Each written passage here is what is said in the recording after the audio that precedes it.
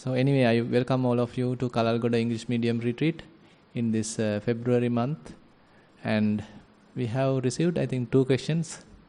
And so we'll start with those 2 questions. Yeah. Yeah.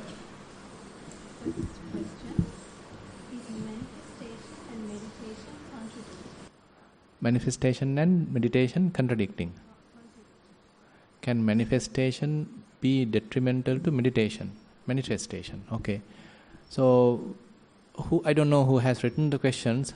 May I know what did you mean by manifestation? What kind of manifestation? What are the things that you have meant regarding manifestation? What type of manifestation are you talking? May I know who has written the question? Yeah.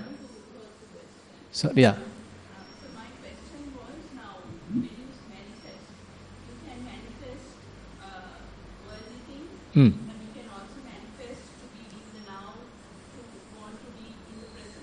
Right. So when you manifest, is it contradictory to meditation? That was my question. And when Right. you think of manifestation, can it be detrimental? Can it contradict, can be a hindrance to meditation? Good. Yeah, it's a very good question. So that's why, so at the beginning, it's a kind of a conflict. As you can see, that is, we are, certain yogi may be living like in 2 worlds. Say you are in one world in one sense that you are trying to understand there is no person here, there is no being here, there is no individual here. But on the other hand, you have to operate, when you are talking into the, say, mundane terms, you have to operate as an individual, you have to manifest as an individual. And when you are doing so, probably it seems like you are contradicting the other thing. Correct. So the idea is, so as you are continuing the practice, you get the kind of an ability to do both. So you can operate in the conventional level successfully, and you know there are limits, you know there are the advantage, as well as you can completely get out of that. You don't need to take it as the complete truth, but it's a simply kind of a convention used as a kind of a convenience, as a mechanism to maintain the human society, for the maintenance of the smooth function of the society or the communication part. So that is all. Other than that, the one doesn't take that whole convention as the kind of the essence. So therefore, Buddha could operate in both ways. So that's why sometimes later they have sort of named it like Sammuti Satcha and Paramatta Satcha. But I mean, it is, you don't need to go like even that. But anyway, even say Buddha has mentioned, okay, I am the one who born as a kind of a king in several, say, eons ago, when he is presenting Jataka stories. And when he is presenting, say, certain Vinaya rules to the monks, okay, he is taking the typical conventional reality. Say, for example, when he is telling, okay, monks, you should not eat after noon. When you are traveling in the village, say, you should not look around and behave like improper manner, but you have to maintain kind of a proper manner. So likewise, he is considering the typical conventions, what are the norms of the society, and he has respected that. So therefore, he asks monks to behave like that. And the monks have to adhere to the country rule. So likewise. And on the other hand, at the same time, when they are practicing their meditation, so in a way they are disproving all those say conventional realities, as accepting this body as me, mine, myself, and all these things as kind of substantial things. Rather, in the meditation, they see everything is collapsing, everything is subject to rising and passing away, everything is interdependent. So likewise, many ways the truth is penetrating. So at that time, all the conventions are falling apart. But the point is, a monk, whoever the practitioner, can live in both sides in a more harmonious manner. The one simile that I give for this is like a tortoise. Say at the beginning, say a tortoise may be starting his life in the water, He doesn't know that he can even live in the land.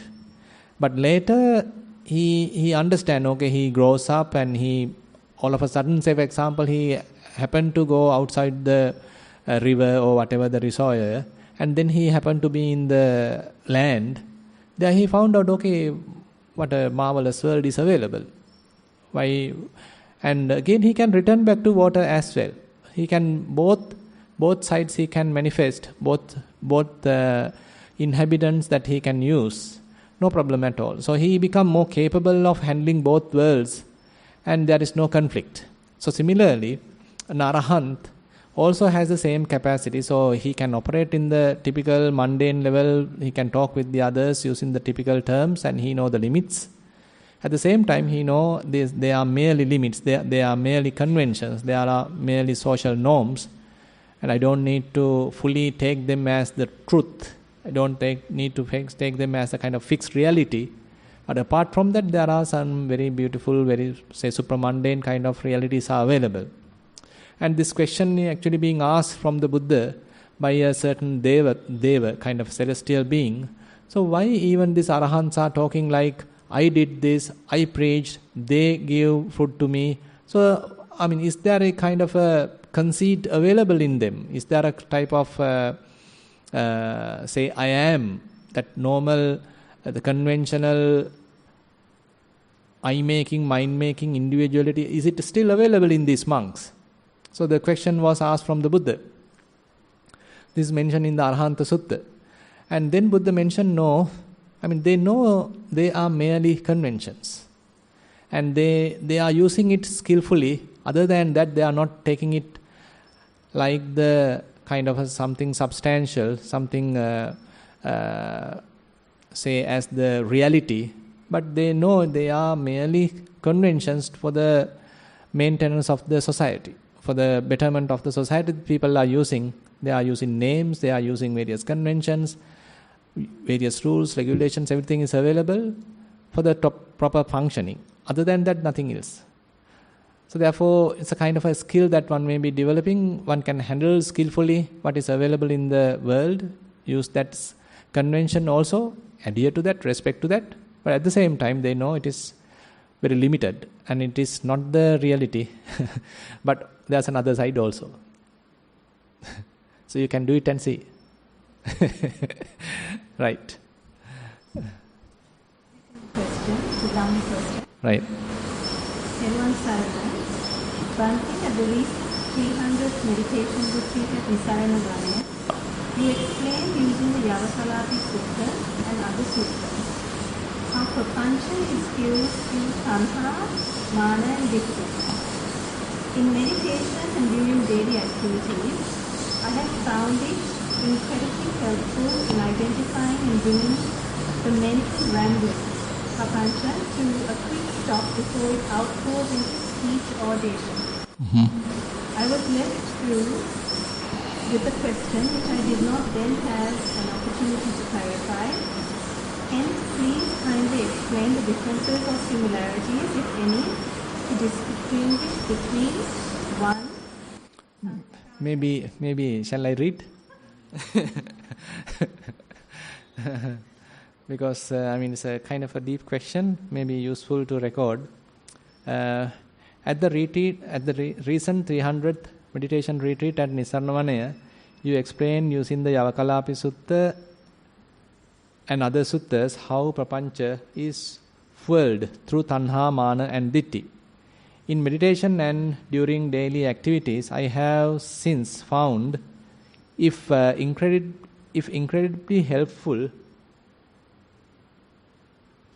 identifying and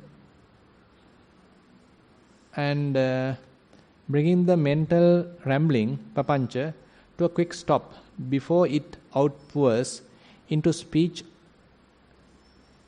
What's that? Speech addiction or addiction? Action. Speech action. No, it's not action. You have written something different. Maybe audition? I don't know. I was left through with a question which I did not then have an opportunity to clarify.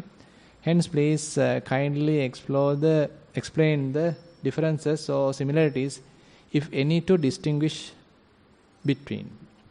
Number one, sanskara, right? Second, vitakka vichara. Then third, sanchetana. Is it sanchetana? Right. And then papancha. Okay, great. Interesting. So, sanskara, sanchetana, vitakka, vichara, fairly very close actually. Now, so let me start from Madhipundika Sutta. That is one of the very interesting suttas. Probably I have referred there even in that in those Dhamma sermons. So at the early stage is very much like a dependently arising process. It's a kind of a natural process, common to everyone, not only to say the typical mundane people, even to Arahants, even to the Buddha. It is very common. Chakkunca paticca rupecha uppajja chakku viññānam tinnaṁ sangatis passos passa paccaya vedana. So that part till Vedana, say that means when you are looking through your eyes, because of your eye and the form, there arise the eye consciousness. Say you know there is a rupa, there is form, kind of a sight. And as a result of that, the contact and then the feeling arise. So that is quite common thing.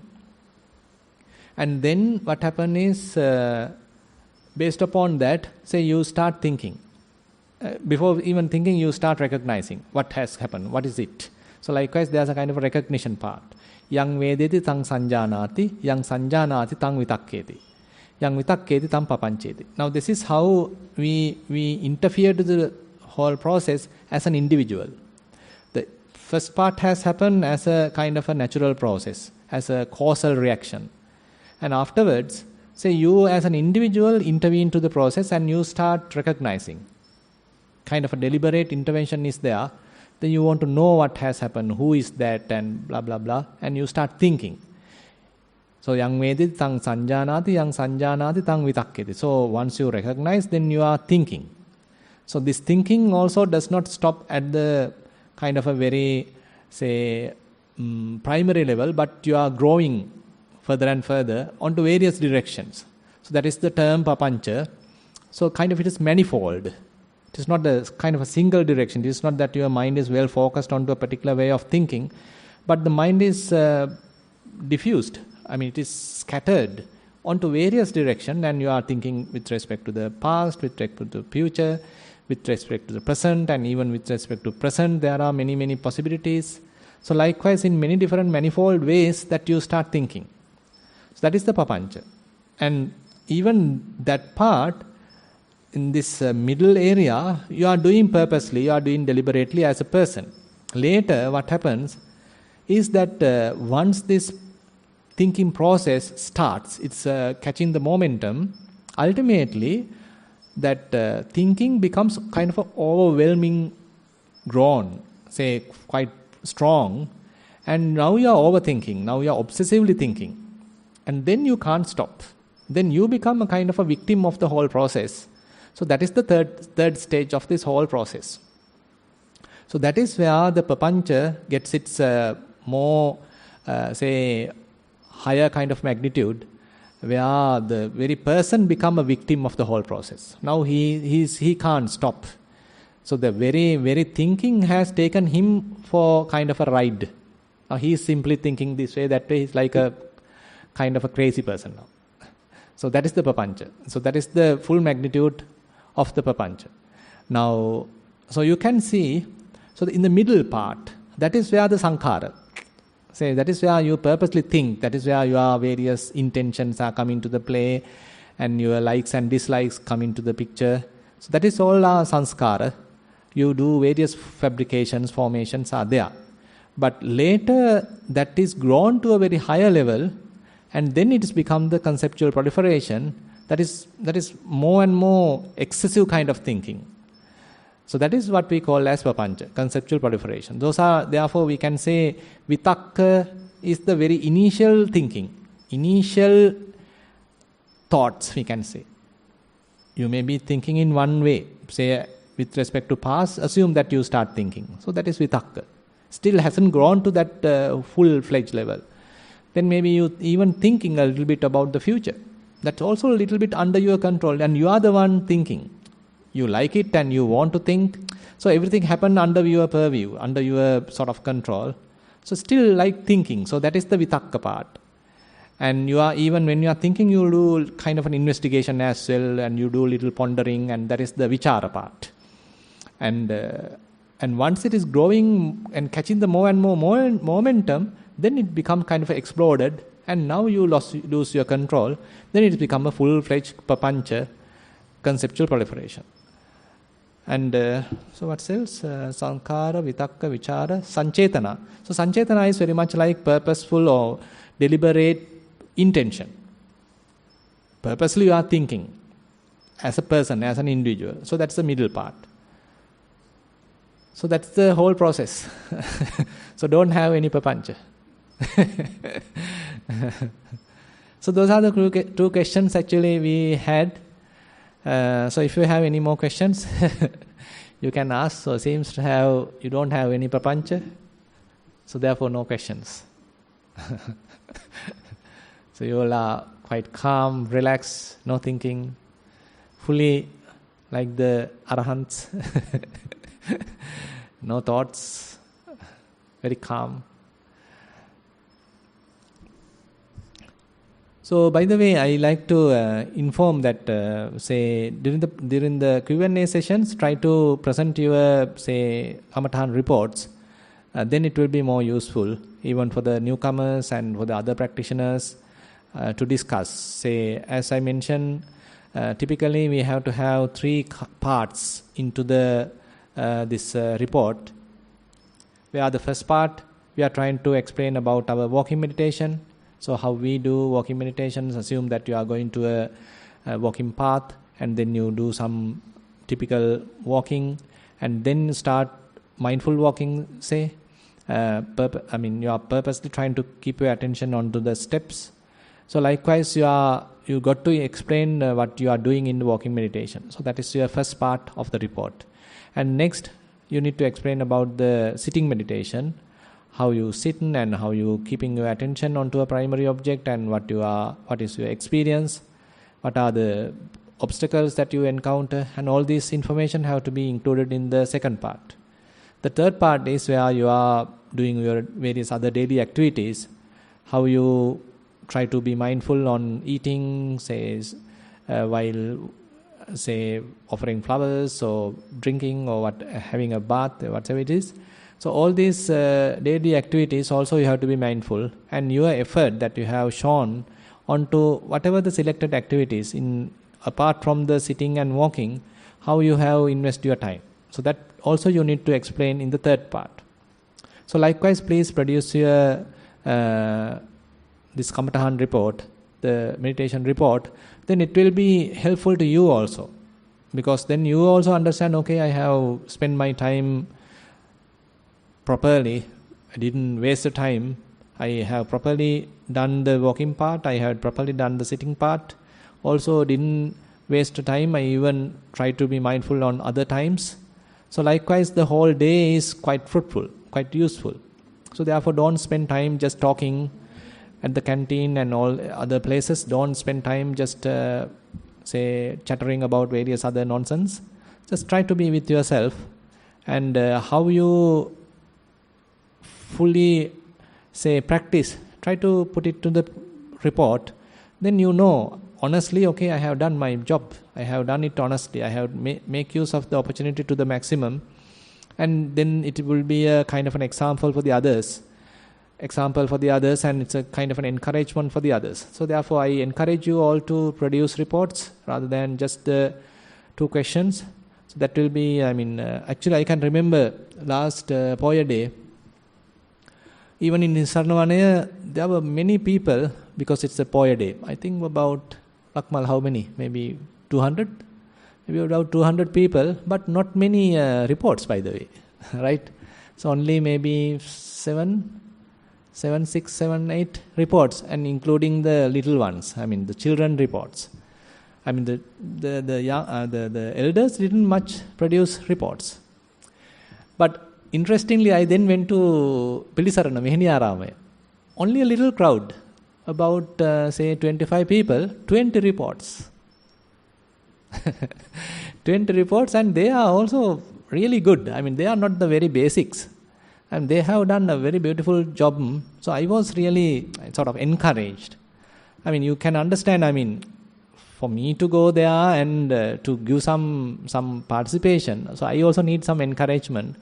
So when they are sort of done their job and they are showing, I mean, this is what I have experienced, these are the problems I have encountered, and I mean, it is not a question even, maybe you are simply explaining your experience.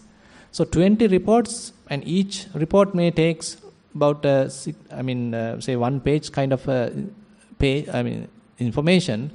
So that means every information is recorded. So very, very beautiful. Actually, I encourage them. So I mean, even more than Nissarana, actually that's why we are sort of supporting. And we found that I don't know why. So those people coming to Pilisarana Mehini Arame, they are being well trained, more than even Nissarana. So they are producing good reports, and they are doing a really very good job. And I also encourage them, and that is something showing that even though the crowd is small, if they are doing really well, so they can show results. It is not that we have to have a huge crowd. It is not the real success. So therefore, I mean, there may be in Nissarana, there may be the large crowd coming on Poya days. Most are the newcomers, and they are simply coming to see what is there and all these things, especially on the Poya days. But on the retreats, actually, they are doing really well. But especially on Poya days, not many good reports. But on the other hand, Pilisarana Mehini Arame, they are kind of a usual crowd is coming there. Only a small crowd, about 25-30 people. But they are doing a very dedicated practice and also writing the report. So I therefore encourage you all also to write your report, and then it will show you that, I mean, you can't just waste your time. Remember that people are spending time, spending money to feed us here at Kalalgoda. So therefore don't just take it for granted. Just use maximum, try to get the maximum benefit from this opportunity. And therefore, and write your report also, then it will help you that you are kind of practicing in a dedicated manner. It will be kind of an encouragement for yourself as well. And later, if you compare many reports, then you can understand, okay, how the progress has happened over the time. Okay, that's a little instruction I like to share with you. So anything else, or shall we wind up?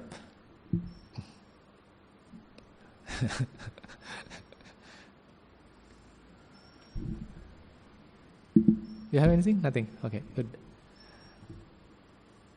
Okay, then if there is nothing, then we'll wind up the session, and we'll meet again at, I don't know when is the power cut? 5 o'clock? 5:15. Okay, then we'll start the Dhamma sermon around 4 p.m. then. Okay, we'll start again at 4 p.m. and thank you very much for participation.